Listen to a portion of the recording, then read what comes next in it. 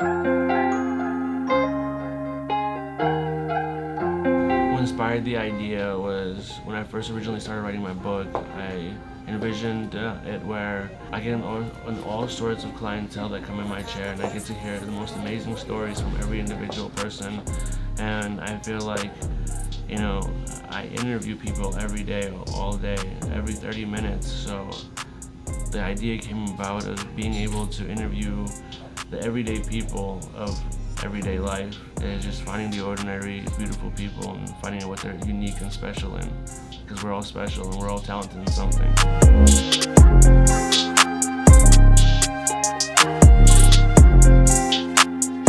I got Nolan Rucker over here, the Rucker Group, right? How long have we known each other? 15 years now? 15 years. Love that. God, that's a long time, huh? I was a little guy coming here. Right. When you were a half of this size at least. For sure. That was definitely half the size. We'd roll in on our scooters. I totally remember that. Totally remember that. So Nolan, what kind of haircut we're doing today? Let's do skin fade with maybe finger length scissors on top. Okay. The usual. The usual. All right. So Nolan, let us know what you do. Let us know a little bit about yourself. You know what I mean? Well, I'm 26.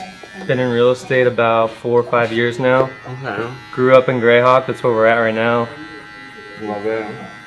Work with my dad and my team. We're the Rucker Group. It's about 4 agents. We have a bunch of back-end teammates too, but the company's about, say, 500 agents now in Arizona. Wow. Nice.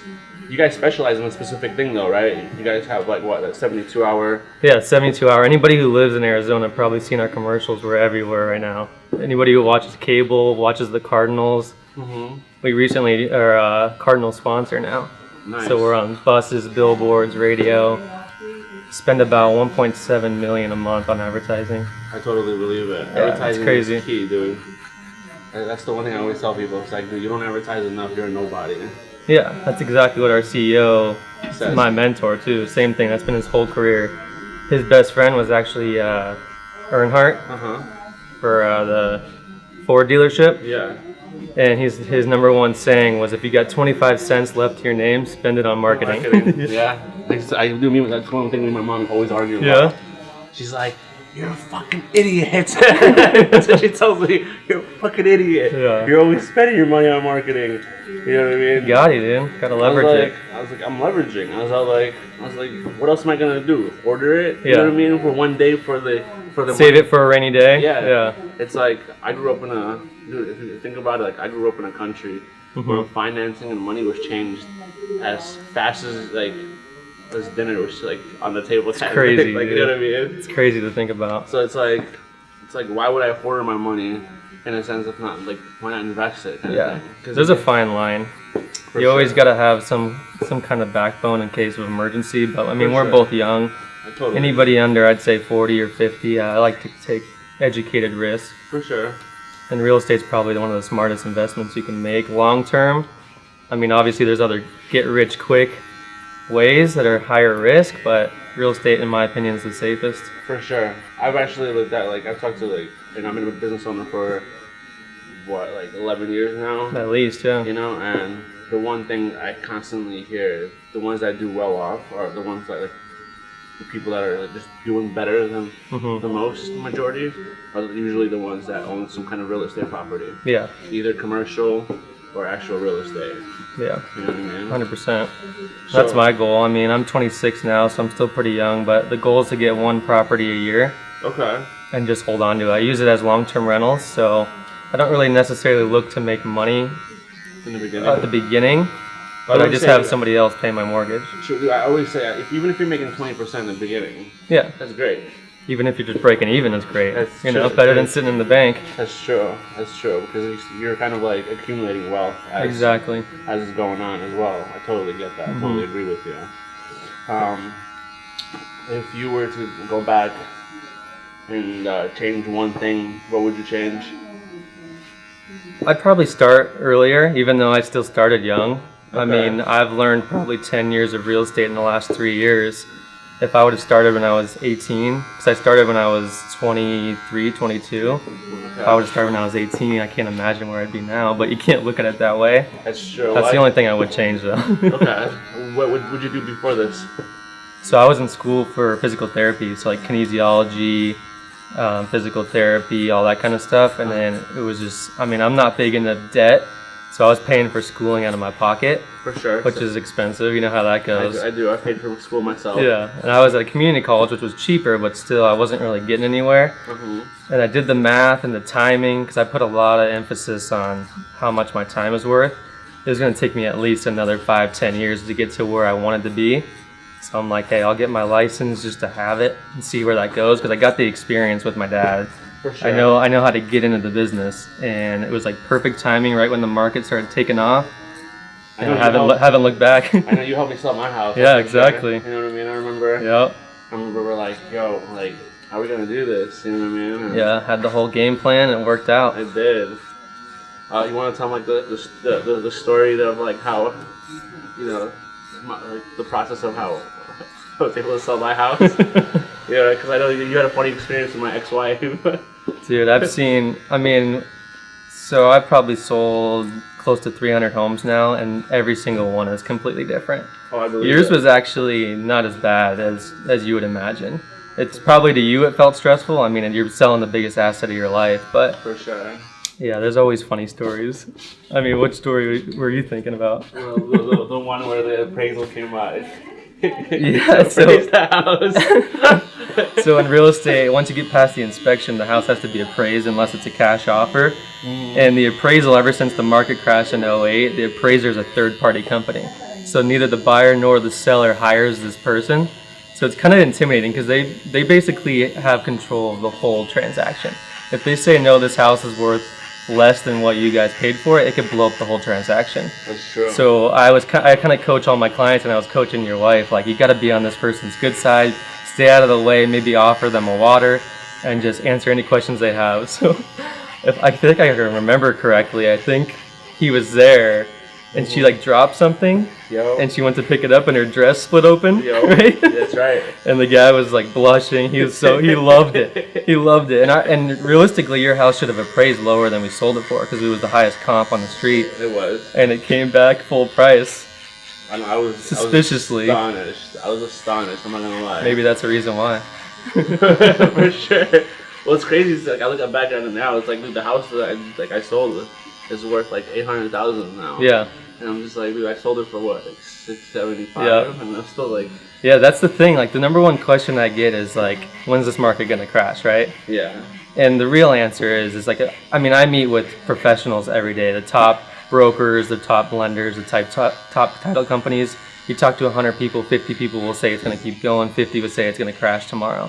So realistically, nobody really has the magic ball to know when it's exactly gonna happen. I mean, if you look back in the last 20 years, the market's really pulled back twice significantly. The first one was in '01 when the Twin Towers happened. True. Who would have known that's going to happen? The second one was in '08 when it crashed overnight because of those big banks. Nobody saw that coming either. True. So I mean, you can use statistics and facts and kind of gauge it, but I mean, I sold one of my properties when the coronavirus hit. Who would have thought we'd make it through that? That's true. And now we're at all-time highs. Because I remember, like, I was trying to sell my house originally. When I put the market on the house, it was during the corona, like when it first started. Yeah, everyone thought we were about to crash. And everybody was like too scared to even go to look at houses and stuff like that. Exactly. And there were people trying to offer virtual tours and stuff. There was 2 weeks in a row where we had like probably 4 open houses, and not one person showed up. Yeah. And my dad, because my dad's been through all the crashes, he's like, this feels exactly like right before a crash. And that's pretty much the reason I sold one of my properties. And right as I sold it, skyrocketed. I mean, we haven't slowed down since. It's slowing down a little bit right now, but nothing significant. What's it right now? The middle of November, 2021. Yep.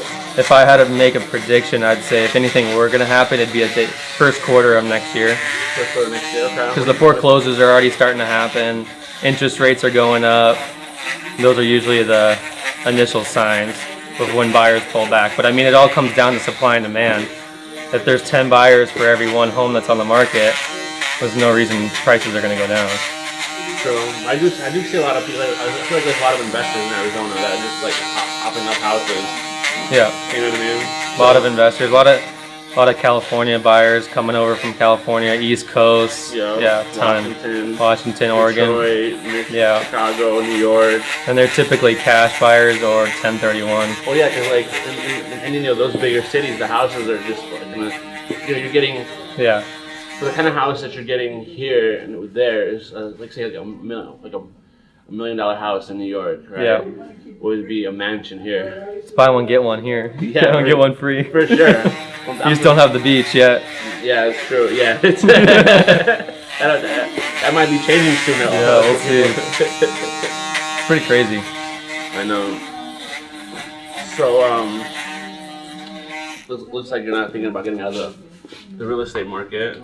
No, we've made some big growth over these last 3 years, obviously thanks to the market, but with the company I'm in right now, even if there was a pullback, they're so innovative with everything that we'll potentially be even busier if the market starts to slide backwards. You guys think you guys end up buying the properties yourselves by the end of it, like just depends. When you buy a property as a wholesaler or an investor, you typically need a deal to make your own spread. So we always educate our clients like, hey, we could put this money in your pocket, but if they're desperate and they just want to get out, obviously we'll offer them a cash offer, which is usually 15-20% lower than market value, but depending on their situation, if they need the money tomorrow, then it's a win-win for everybody. That's true. It's more risk for us depending on market conditions, but well, bro, in Miami, like I'm gonna lie, like when I just moved to Miami, the commission splits in Miami are like about 15%. Yeah. If you think about it. Yeah. Like, you know what I mean? So the owner doesn't even see that. Yeah. 15%. Yeah, I mean, you could pretty much charge whatever you want with commission. The thing I always tell everybody is the only thing you should be focused on is what you walk away with at the end of the day. Sure. Because I would pay someone 50% if I walk away with the number I'm trying to reach, you know. And then there's companies out there that will charge 1%, and you end up walking away with 20% less. Did you really save money? True. Difference between saving money and making money. I totally agree. And that's pretty much everything in life. Pay for what you get, right? That's true. I remember when I brought you on board. Yeah. My ex-wife was like, "He's so young.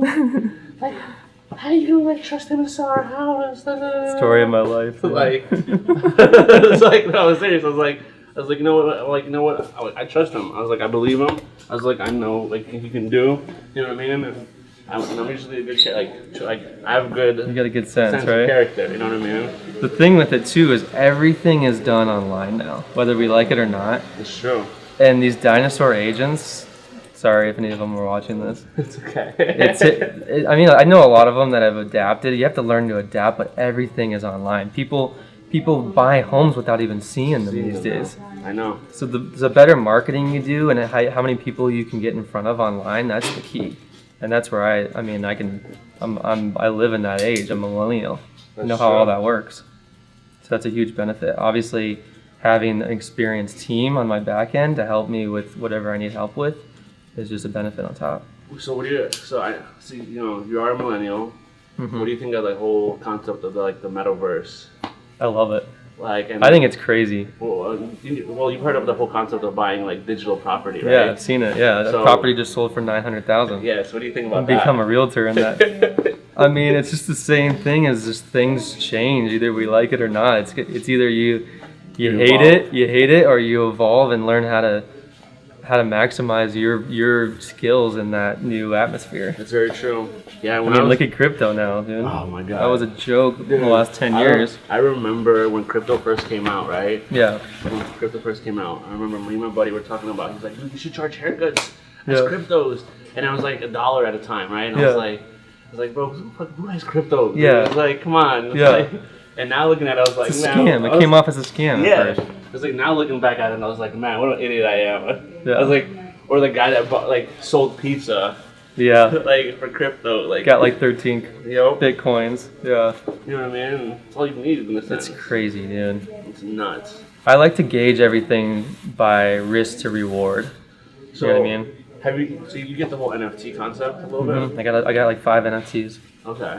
So, what do you think of like real estate and NFTs collapsing together in a sense? Because I love it. Because in a sense, it's like the way I look at it, because like digital property, right? You have digital property, and then you have physical property, and then you have like verifications of the actual like transactions of who owns it, and what's been done, and blah blah blah. Yeah. Kind of thing. So, any takes on it? The way I see it is, so let's compare it to before even cell phones were invented. Yep. People had to hang out and have the people that were in these people's lives were the people you knew on your street, right? That's true. Who could walk over or potentially even drive over to your house. Yes. Now that we have social media and everything, we can talk to people in different countries. It's true. So think about it that way. People have parties and gatherings and get-togethers with people who are local, right? Yes. Imagine having a house party virtually And with 100 people who are just like you but all over the world.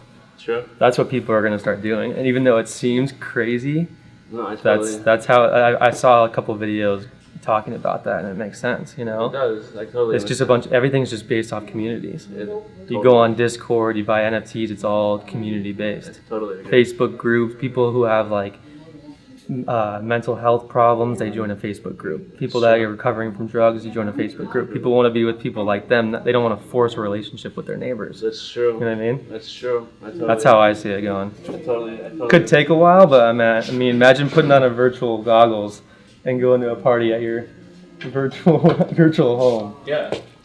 Like I mean, to be honest with you, I was even thinking about like taking like floor plans that already exist that people are already taking like 3D images of. Mm-hmm. Like, you know what I mean? And uploading those as NFT files. It's not a bad idea. Like, you know what I mean? Because in the end, like people are gonna want to buy specific space to update their properties. There's so much. I like lose sleep over thinking about how much potential there is.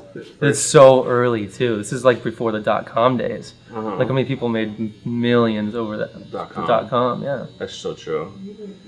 Even now they're still making. You know, now they have like .net,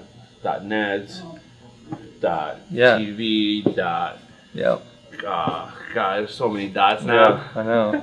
My dad, one of my stories my dad always tells me is somebody approached him when he was probably early 20s, late teens, and told him to take his next couple paychecks and put it all into the Apple stock before anybody knew what Apple was. And he's like, I'm not going to invest in some stock named after a fruit. So he never did. He never did his research, never did it. And even though it's risky at the time because you've never heard of it, like what's the risk to reward? I'd rather risk whatever you can at the moment for it to potentially, if it goes to zero, I mean that's on you. But that's the risk you take. You know, you don't invest more than you're willing to lose. If that goes to millions, I'm not missing that bus. That's true. So what NFTs did you buy? So I got a buddy, one of my best friends right now. He plays with the Blue Jays. He's got a pretty big sphere, and all those celebrities and athletes right now, they're huge in NFTs. So he's got a lot of, I wouldn't say insider information, but insider knowledge. So he got me into, I got one lazy lion, which is ranked number 9 in the world. Okay. I got a humanoid. Those ones are pretty cool. I got a fat ape, which you see what's happening to bored apes. Those are blowing up. Yo. So fat ape is kind of similar, just more affordable. Then I have 2 rare ghosts. They're called rare ghosts. RGC Rare Ghost Club. I'm trying to create my own NFTs right now. I want to call them infantry. Love that. And there's a specific spelling to it too. So Yeah? it's not really spelled infantry. Okay. It's spelled it's like NFT. Oh, like with NFT in it? Yeah. That's cool. Almost like that. You know what I mean? That's sweet. And I'm also creating my own images right now for them.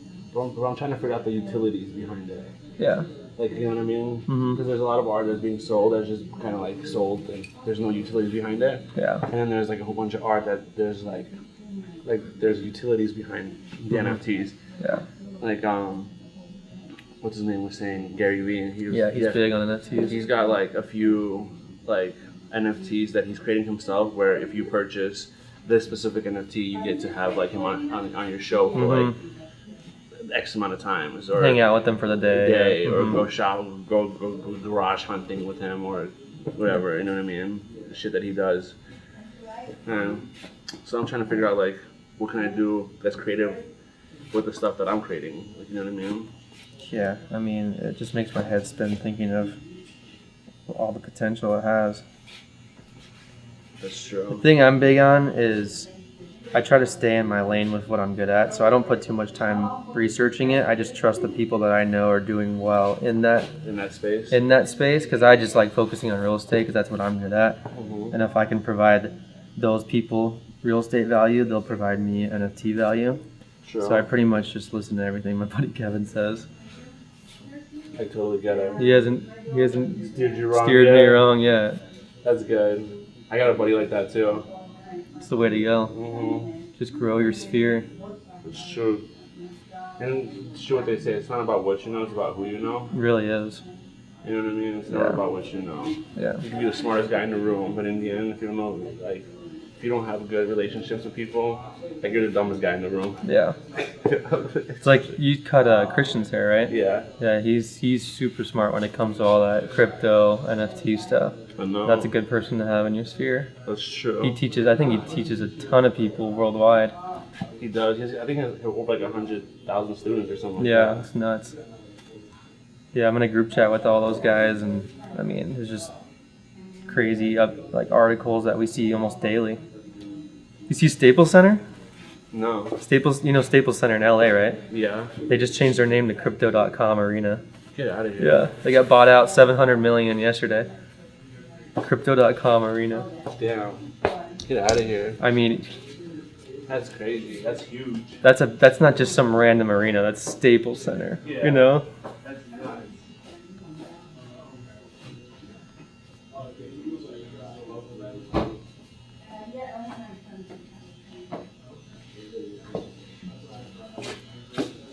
Alright, just get you a nice warm towel.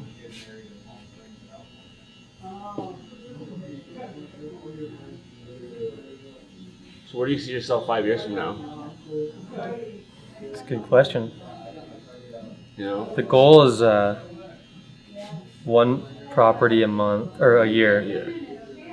So Hopefully one property a month. Yeah, that'd be a lot. That would be a nice If crypto keeps going, Mm-hmm. I don't know. My goal is to, because we're in Greyhawk right now, and I grew up in Greyhawk, and my dad ran a huge brokerage before the market crashed in Greyhawk. Okay. So my goal is to keep growing the Rucker Group and expand it. I mean, we all know Greyhawk like the back of our hand. We've sold hundreds of homes in here. You probably So know the all goal is to kind of live his legacy, the Rucker Group legacy. Have him retire. I take over the company in a couple years, and just build an unstoppable team. Just help as many families as we can. For sure. And it's already coming true, just slowly but surely. So there's a road to constant development happening here. And It's just consistency. I mean, we're getting better. We just keep our heads down and try to improve every month. And you don't really, when you're doing that, you don't really see the growth until you look back, you know? True. Like every month feels the same. I'm just working my ass off. And then I look back 6 months, I'm like, whoa. Think about it. Like, imagine when I first met you rolling up on a scooter. Dude, even where look at you are you. right now. I know, right? Even you're in here every single time I stop by, you're in here. You work so much, and then like it's grown. The size of it's grown. It has. I'm always evolving it, Yeah. changing it, shifting it. This location can't get better, you know. To be honest with you, I actually got lucky with this location. It's really fun. It's really funny because Yeah. originally I was supposed to go like down more South Scottsdale, Okay. and then the property owners were like, "Whoa, there's a contract there that we can't break, and Yeah. they have exclusivity. We have another property up north." And I was like, "I'll check it out." And this was kind of like a ghost town, This huh? was a ghost town. Yeah. There was like no shops like good miles away. Damn. And I was like, no, this is a perfect spot to like grow into kind of thing. Potential, yeah. You know what I mean? And that's kind of how I looked at it, and I'm kind of happy I did, and I'm happy I stepped through it too. There's a lot of money up in North Scottsdale. It's becoming one of the most high demand cities like in the country. For sure. This is like the new Hollywood. Like you've seen Silverleaf. I sell homes in Silverleaf. You can't. The baseline home in there is like a townhome for $2 million. Yeah. And people just will buy in there just to say they live in there. Yeah. That's where you want to work around. That's true. If you, I'm gonna ask you one question, right? So let's say if they were gonna try to locate you and find you, how would they find you specifically? What kind of like socials? What kind of content can you give them to find you to help you kind of? I'd mainly search the Rucker Group as our whole team. I mean, I have my own personal Instagram, just my name, Nolan Rucker. We have Facebook. We're pretty big on Facebook. We use all the smaller ones too, but those are our main ones. Okay. We're gonna start doing more videos and stuff like you're doing, but I'd say contact me through one of those, or you can just drop my info on the video, and I'm always available. I'm always on my phone 24/7. So no, I'm definitely gonna do that for sure. Yeah. I'm gonna have you write your information down, and I'm gonna drop it down in the video. Do you have any questions? Me? So you're acquiring a house every year. You're making all this money, right? When you pass, you can't take everything. Yeah. What do you feel like you would want to leave behind in this world? Like money-wise, or just like Either money or impact? assets, let's say. What would you want to leave behind? What do you want to leave behind to the world when you go? I think the biggest thing is helping, like changing people's lives. Like I tell people this all the time. I sell a lot of homes, but my favorite ones are when I'm like helping some older family in Sun City who have lived in the home for 20 years, all their memories, and I sell their home for a high amount where it puts life-changing money in their pocket. They literally, I have people crying in my arms, hugging me, because that's their retirement right there. They have their 401k and whatever they have in their savings, they sell their home and make an extra 200k. They can do whatever they want the rest of their lives. At least that's what they think. 200k doesn't go Yeah, far. well, when you're older, it can. But yeah, I think that's the best part of it. So the more families I can help, The better. and that they know, yeah, I mean, that's what life's all about, is how much people you How can many change, people how many you can people you can impact. Yeah, Totally agree. we make a lot of money to use that money to help Yeah. other people. Yeah, Yeah, that's how you leave a legacy, in my opinion. I love it. Nolan, thank you so much for your time. Thank you, your sir. presence today. Always, I know bro. you're a busy guy. I know I had to get you out of here. Back to work. Back to work and stuff Looks like good, that. dude. I appreciate it. Thank you guys for watching Fabulous Reality, and I hope you guys stay tuned for the next episode. What you been about? All that time we spent apart, they got me healing now. Yeah, if I think about it, I just write it down. Fuck their thoughts, man, that shit'll never